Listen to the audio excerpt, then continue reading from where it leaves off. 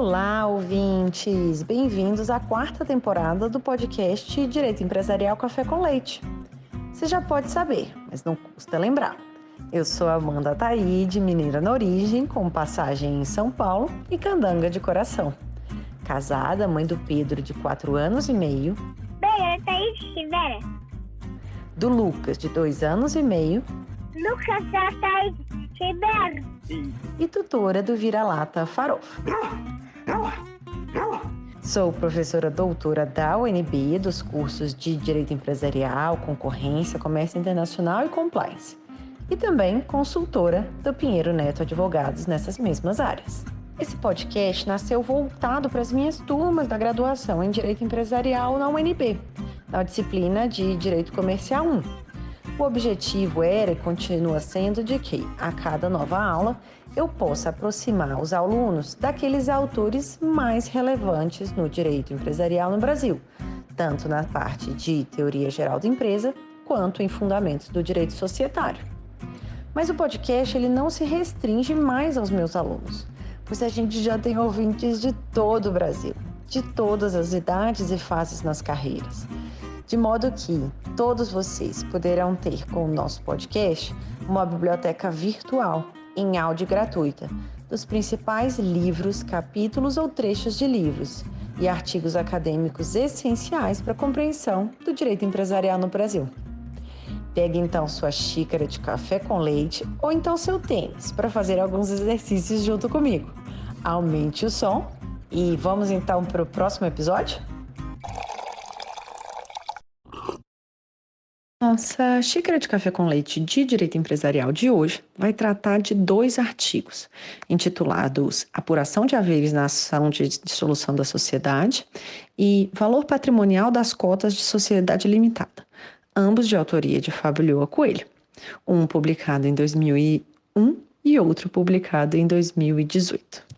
E para isso a gente vai ter a alegria de contar com a participação, mais uma vez, do professor Fábio Lhoa Coelho para comentar esses 2 artigos. O professor Fábio Lhoa é professor titular da PUC São Paulo, mestre, doutor e livre docente pela PUC São Paulo, leciona nos cursos de graduação, pós-graduação e especialização da PUC São Paulo desde 1982. Obteve por essa universidade os títulos de mestre, doutor e livre docente, autor de uma série de obras, artigos, faz palestras, também foi recentemente homenageado por uma obra coletiva com 5 volumes, todos os artigos escritos em homenagem ao professor Fábio Lhoa, homenagem justíssima. E, como se não bastasse, ele também é advogado do Fábio Lhoa Coelho Advogados Associados. Então, professor Fábio Lhoa, muito obrigada por ter aceitado o convite para participar mais uma vez do nosso podcast, por apresentar de um modo simples, curto e gostoso esse tema tão relevante, tão espinhoso, que é a apuração de haveres na dissolução de sociedade. Amanda, eu que agradeço aí mais uma vez um convite e olha, parabéns por esse seu projeto aí, o Café com Leite de Direito Empresarial, é um sucesso. Todo mundo gosta de ouvir o seu podcast. Parabéns. Professor Fábio, conta pra gente como é que foi o contexto da redação desses 2 artigos. Um foi escrito em 2001, sobre o valor patrimonial das cotas da sociedade limitada, e outro publicado mais recentemente, sobre a apuração de haveres na ação de dissolução da sociedade, publicado agora em 2018. Conta pra gente como que esses 2 artigos, separados aí por mais de 15 anos, eles se conversam. Amanda, essa é uma questão, eu diria que é a questão mais complexa, a questão mais complicada do direito societário relativa a sociedades limitadas, né? Eu imagino que a quase totalidade das demandas em juízo diz respeito a esses temas, né? O tema da liquidação da cota e da apuração de haveres, né? E eu desde o início, quando eu comecei a estudar essa matéria, ainda na faculdade, eu achava que estava tudo muito confuso, ninguém se entendia, né? Naquele tempo, os julgados era assim, olha, precisa apurar os haveres, mas precisa ser um valor verdadeiro, precisa ser um valor correto, e ninguém sabia exatamente dizer o que era isso, né? E então o Poder Judiciário acabava decidindo dessa forma muito aberta, né? O que se tinha claro, inclusive era uma súmula do Supremo, né? Que, enfim, a contabilidade, tal como ela é feita ordinariamente, não é sempre um instrumento mais apropriado para essa apuração de haveres, né? E por isso os juízes acabavam dizendo qualquer coisa no sentido de precisar achar o valor real disso, né? Mas não havia um conceito técnico sedimentado, né, suficientemente estabelecido na doutrina para orientar essa apuração de haveres. Os contadores, então, aí cada um atirava para um lado, cada um tinha a sua própria visão do assunto, né? Então, a minha motivação lá no primeiro artigo, lá de 2001, né, foi propor uma categorização, uma classificação, um conceito mais preciso é, para podermos dar conta da complexidade do tema, né? Então, lá atrás, nesse primeiro artigo a que você fez referência, a preocupação foi distinguir as diversas formas de avaliação das cotas representativas do capital social de uma sociedade limitada, né? E já o outro artigo, ele já vem mais recente por conta da introdução no Código de Processo Civil de 2015, né,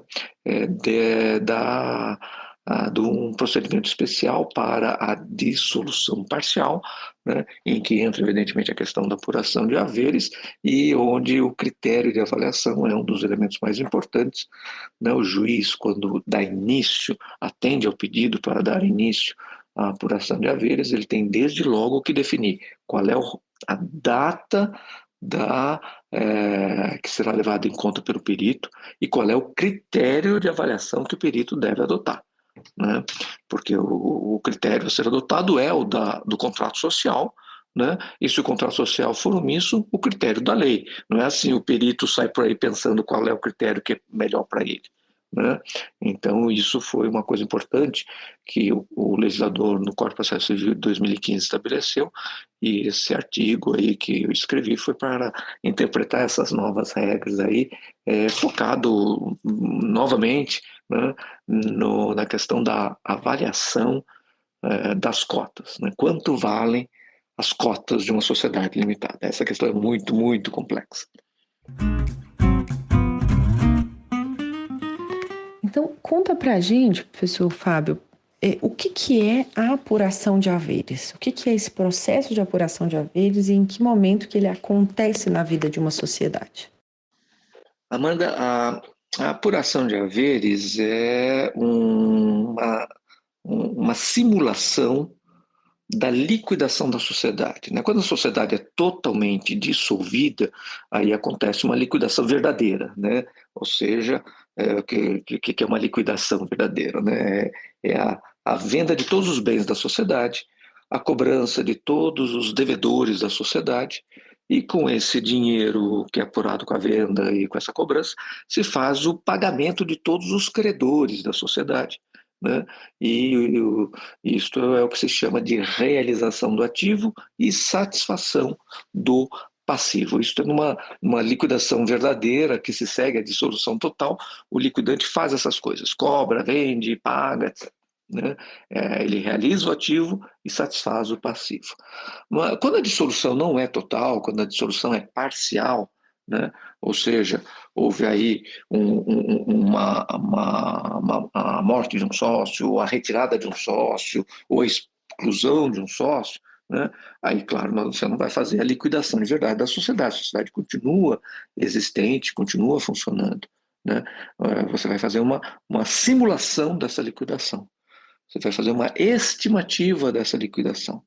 Ou seja, o contador, que é nomeado para fazer a apuração de haveres, vai elaborar um documento contábil que se chama balanço de determinação, né, em que vai se verificar se todos os bens da sociedade fossem vendidos hoje, se todos os credores, todos os devedores da sociedade fossem cobrados hoje, se todos os credores da sociedade forem pagos hoje, quanto resultaria de patrimônio líquido dessa sociedade?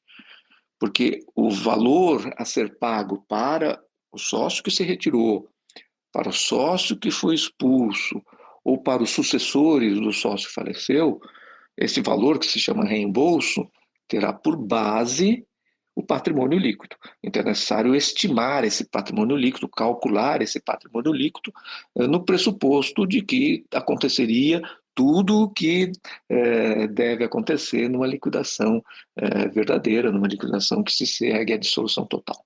Né? Porque aí, Amanda, quando a dissolução é parcial, né, o sócio que se retira, o sócio que é expulso ou os sucessores do sócio falecido, eles devem receber, eles têm como crédito o mesmo valor que eles teriam como crédito caso a dissolução fosse total. Então você faz uma estimativa da dissolução total, uma simulação da dissolução total, para chegar ao cálculo do valor do reembolso. Né? Isto, claro, se não há uma contratação entre os sócios, se não há uma cláusula do contrato social estabelecendo algum outro tipo de critério. Né?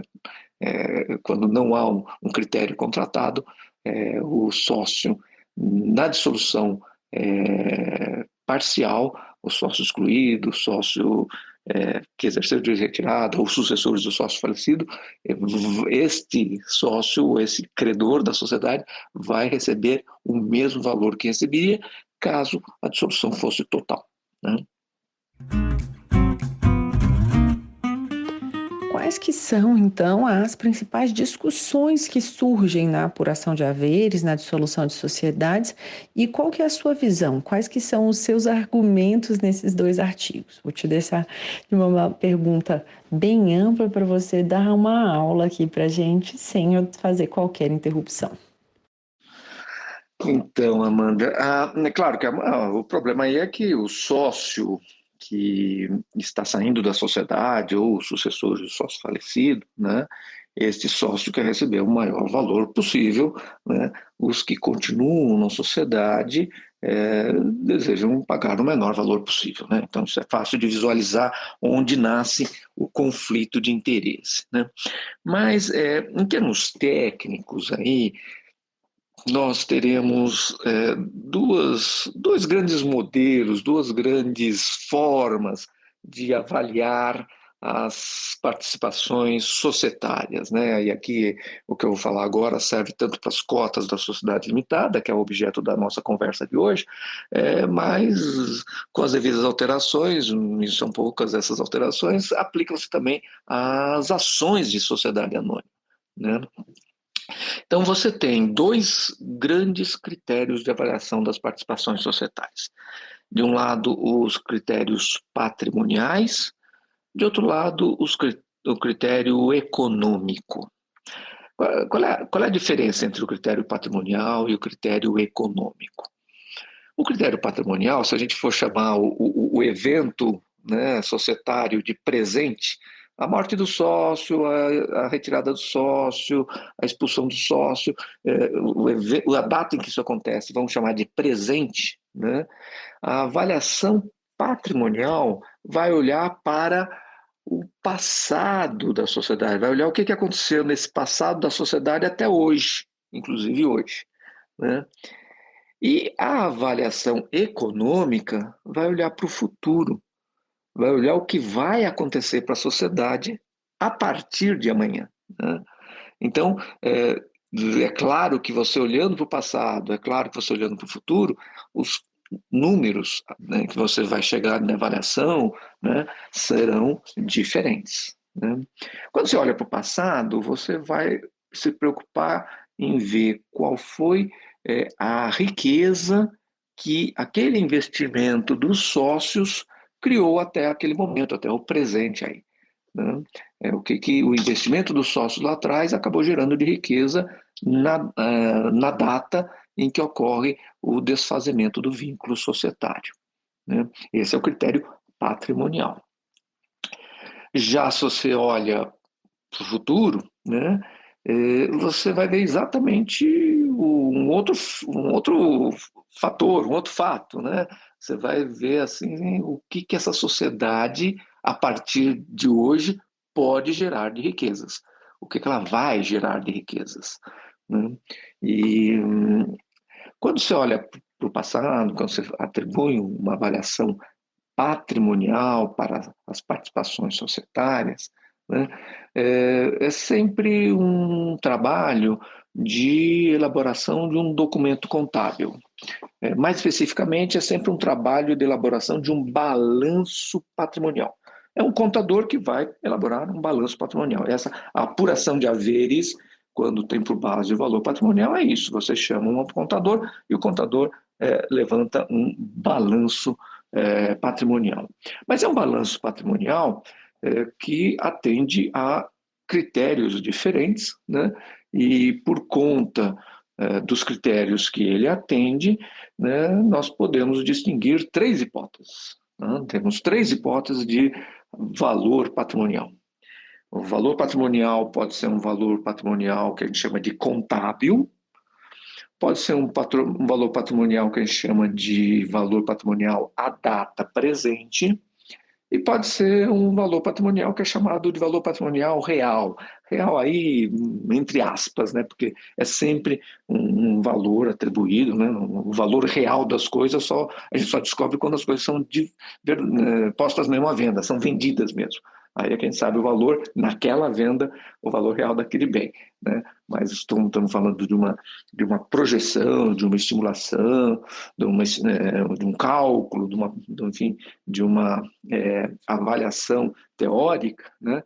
Então, esse real aí, esse valor real tem que botar sempre entre aspas, né? Então, nós temos três tipos de valor patrimonial: o valor contábil, o valor à data presente e o valor real.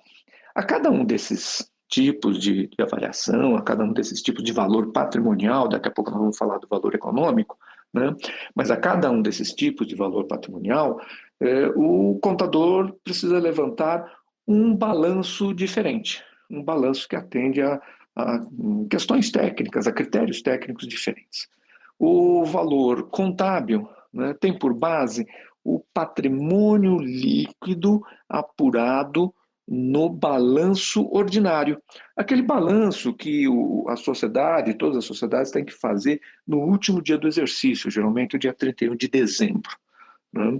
Então, se eu estou agora, em meados do ano, sei lá, em setembro, acontece o evento societário em setembro, e os sócios contrataram que a apuração de haveres será feita pelo valor patrimonial contábil, né? O que nós vamos levar em conta é o balanço ordinário, ou seja, o balanço de 31 de dezembro do ano anterior. Né? É claro que existe uma diferença aí nesses meses todos, mas os sócios contrataram que seria o valor contábil, é o balanço ordinário do fim do último exercício. Lá no balanço de patrimonial sempre vai ter lá uma rubrica, um cálculo do patrimônio líquido. Esse patrimônio líquido que será levado em conta para se chegar ao valor do reembolso. Se o caso é de um valor patrimonial à data presente, né, o contador vai levantar um balanço que é chamado de balanço especial. O balanço especial nada mais é do que o balanço ordinário atualizado. E aqui, veja bem, não estamos falando de atualização monetária. Tá? Não faz o menor sentido fazer uma atualização monetária de balanço. Isso é um despropósito sem tamanho. Tá? Nós estamos falando de uma atualização contábil. Tá? Então, pegando lá o exemplo, o fato societário aconteceu em setembro, o balanço ordinário é de 31 de dezembro do ano anterior, de 31 de dezembro até setembro aconteceram diversos fatos contábeis. A sociedade comprou, a sociedade vendeu, a sociedade se endividou, né? A sociedade passou a ser credora. Essa atualização que é feita no balanço especial é uma atualização contábil. O contador leva em consideração, ele apropria todos os fatos contábeis acontecidos desde 31 de dezembro do ano passado até setembro, né? Então, aí você vai chegar, evidentemente, a um outro valor patrimonial, né, que vai dar, que é chamado, então, de valor patrimonial à data presente. E a terceira hipótese, que é o valor real, real entre aspas, tem por base o balanço de determinação. O balanço de determinação, ele vai ter a data do evento societário, então no nosso exemplo aqui vai ser um balanço de setembro, né? Mas ele não vai fazer a atualização, a simples atualização contábil do balanço ordinário, do último balanço ordinário. Ele vai fazer isso, mas ele vai fazer, além disso, uma reavaliação de todos os bens que estão apropriados nesse balanço no ativo, de todos os créditos, do valor das dívidas, das obrigações passivas da sociedade. Tudo isso é objeto de uma reavaliação. E aqui o objetivo é chegar ao valor de mercado, ao chamado valor de saída de cada um desses bens, né? Porque quando um imóvel é comprado por uma sociedade, digamos, há 10 anos ela comprou um imóvel, pagou 1 milhão por esse imóvel, né? Na contabilidade da sociedade, esse valor não é atualizado a valor de mercado todos os anos. Ele tem lá, ele é mantido nesse mesmo valor ordinário de 1 milhão, né, por conta de um chamado princípio do conservadorismo, né? Mas é óbvio que agora, passados 10 anos, este imóvel, né, não vale 1 milhão. Se ele for vendido, vai ser vendido por 10 milhões. Né? Então, no balanço de determinação, o contador vai substituir o valor histórico daquele bem, né, desse bem do ativo, pelo valor de mercado, pelo custo de saída, pelo preço de saída, ou seja, se o imóvel fosse vendido hoje, quanto ele alcançaria, né? É este o número que vai ser apropriado pelo contador e não o preço de aquisição que consta do balanço especial, que consta do balanço ordinário, né? Então, no balanço de determinação, nós temos uma reavaliação de todos os bens, créditos e obrigações da sociedade, que é a própria, enfim, projeção, simulação da liquidação que é feita na apuração de haveres, né? Então, isso em relação ao valor patrimonial, né? Ou seja, aquele critério de avaliação que olha para o passado da sociedade, né? Agora, vamos ver o valor econômico, né? O valor econômico que é aquele que olha para o futuro, quanto que a sociedade vai gerar de riqueza. E aqui nós temos também, mais uma vez, uma simulação, uma estimação, uma estimativa do especialista do perito que vai fazer essa avaliação. E aqui não estamos mais falando de contador, estamos falando de economistas, engenheiros, especialistas em avaliação de ativo, né? E aí, normalmente se usa um critério completamente diferente do critério contábil, do critério patrimonial, né? Se utiliza uma metodologia que é chamada de fluxo de caixa descontado. Em grandes linhas, essa metodologia faz o seguinte: ela projeta um período de anos lá para frente, para o futuro. Pode ser 5 anos, 20 anos, 10 anos, 15 anos. Normalmente é um período de tempo em que a situação da sociedade tende a ficar igual, né? A posição dela no mercado continua sendo, o market share dela tende a continuar a ser o atual, né? E aí essa é uma primeira estimativa, né? A segunda estimativa, ele vê quanto que deve entrar no caixa da sociedade nesse período e quanto que vai sair do caixa da sociedade também nesse período, né? O que vai ingressar e o que vai sair do caixa da sociedade, né? Também são estimativas. Ele vai pensar, bom, a economia vai crescer, a economia deve crescer a tanto, não deve crescer a tanto, tal, e vai fazendo também algumas projeções. E aí, depois que ele chega nesse valor, ele aplica uma taxa de desconto, 6%, 7%, 10%, né? É um desconto para trazer a valor presente. Esse é um desconto que está relacionado com o risco da atividade, com o risco do país onde a atividade é explorada, né? Então, veja, são três elementos em que os técnicos projetam, né? Os técnicos fazem uma estimativa, né? Tempo, quanto tempo eu vou considerar de futuro, quanto entra no caixa, quanto sai do caixa nesse tempo, né? E qual é a taxa de risco apropriada para ser descontado para trazer a valor presente deste fluxo de caixa, né? Se você chamar os dois melhores especialistas em avaliação de ativos do país e der a mesma empresa, com rigorosamente os mesmos dados para eles avaliarem economicamente essa empresa, o número não será igual, eles não chegarão ao mesmo número, porque fazem estimativas diferentes. Tá? O grande problema aí, Amanda, quando, enfim, os sócios contratam, está lá no contrato social, o critério de apuração de haveres será o X, né? Aí tá bom, os sócios contrataram, será aquele critério que está contratado.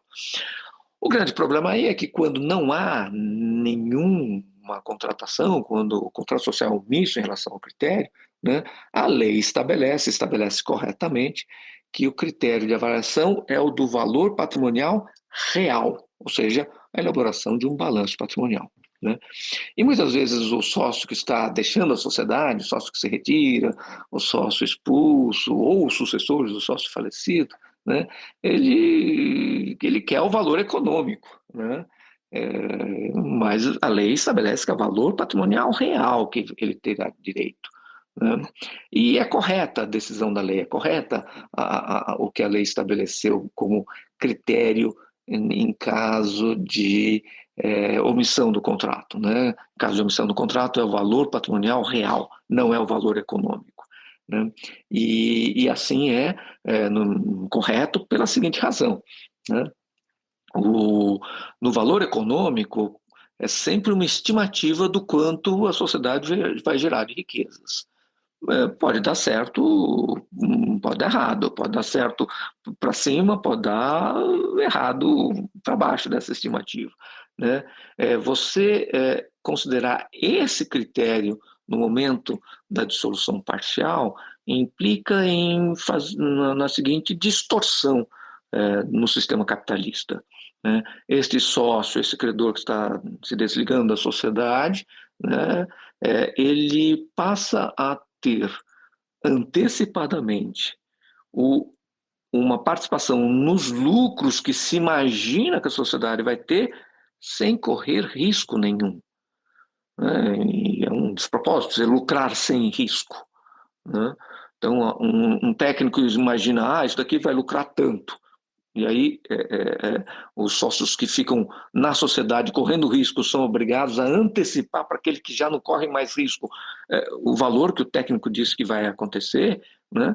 Isso é uma distorção, inclusive porque os sócios que vão ficar na sociedade vão correr riscos, né, sem ter retorno correspondente, porque eles tiveram que antecipar ao outro sócio o valor desse lucro que ninguém sabe se vai ser realmente realizado ou não, né?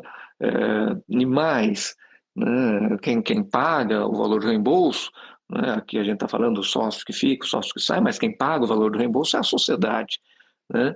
E claro que se eu tenho um sócio que deixa a sociedade, ele tinha 30% do capital social, ele vai receber 30% desse valor econômico da sociedade, né?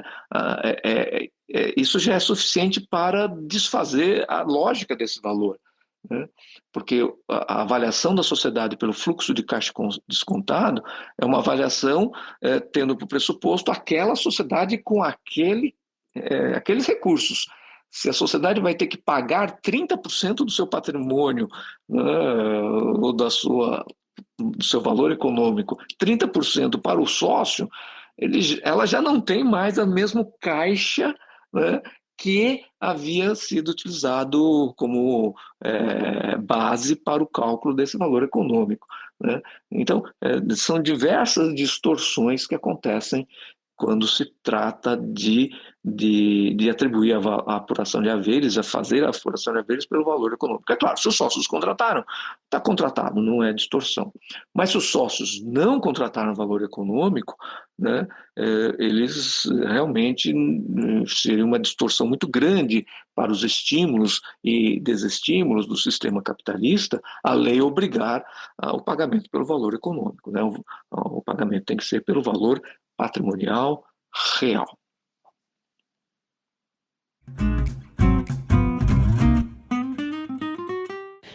E por fim, uma pergunta nova dessa temporada, professor Fábio, eu queria saber como que você se mantém atualizado em termos de doutrina, em termos de casos, como que você faz para ter essa publicação e essas suas aulas, essa sua atividade profissional tão dinâmica, com tanta qualidade?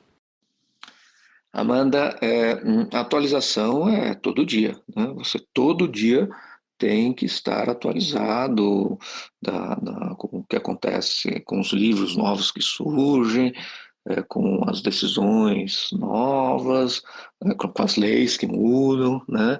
Então você tem que ter instrumentos para receber essas informações, para acessar essas informações, né, sobre essas mudanças na lei, na doutrina, na jurisprudência. A atualização, como eu disse, é diária.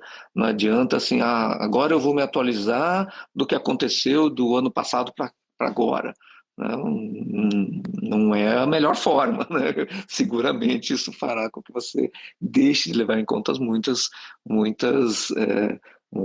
eventos, muitas mudanças que aconteceram aí. No meu escritório, lá num canto lá da estante, eu tenho sempre a última edição de cada um dos meus livros, que é um exemplar de atualização, ou seja, hoje apareceu uma nova lei, né? E eu sei que essa nova lei vai vai exigir uma mudança num capítulo do segundo volume do curso de Direito Comercial.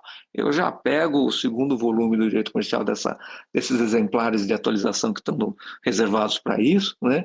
E já vou lá na página que vai exigir a atualização e já faço ali uma anotação. Olha, lei tal, artigo tal, mudou isso, mudou aquilo. Tá? Quando a editora me pede o novo arquivo da obra atualizada, né? Sempre eu tenho pedido com antecedência de uns 15 dias, 30 dias, o que precisa ser atualizado já está tudo definido ao longo do ano.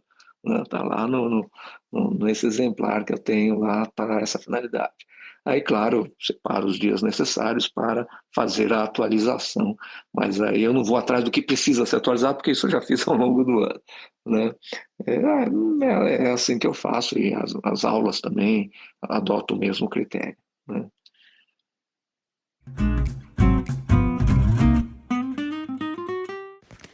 Professor Fábio, muitíssimo obrigada mais uma vez pela sua presença no nosso podcast, aprendendo mais uma vez com você, e aproveito para fazer mais uma vez meus parabéns pelo esse livro que foi publicado agora em outubro de 2022, em sua homenagem, merecidíssima, tendo em vista a sua relevância para o direito comercial brasileiro. Obrigada. Amanda, eu é que agradeço o seu gentil convite. Sempre que você me convidar, eu virei com o maior prazer. E, mais uma vez, parabéns aí pelo seu projeto, parabéns aí pelo seu podcast. E um grande abraço a todos os ouvintes do Café com Leite com Direito Empresarial.